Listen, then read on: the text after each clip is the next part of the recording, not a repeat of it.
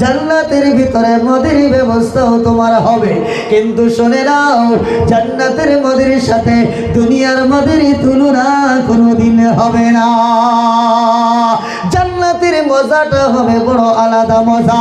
দুনিয়ার মদের থেকে কোটি কোটি কোটি গুণ মজা জান্নাতের মদের ভিতরে দিবেন আমার আল্লাহ। দুনিয়ার মদ যারা ছাড়বে না, জান্নাতের মদ তাদের কপালে ধরবে না। ও যুবক শুনে নাও, জান্নাতের মদ একমাত্র পাবে তারা, দুনিয়ার মদ ছাড়বে যারা। আমি যুবকের দিকে তাকিয়ে বয়ান করেছি, আর ওই যুবক দেখি চোখের দুটো কোনা দিয়ে পানি বার হয়ে গেছে।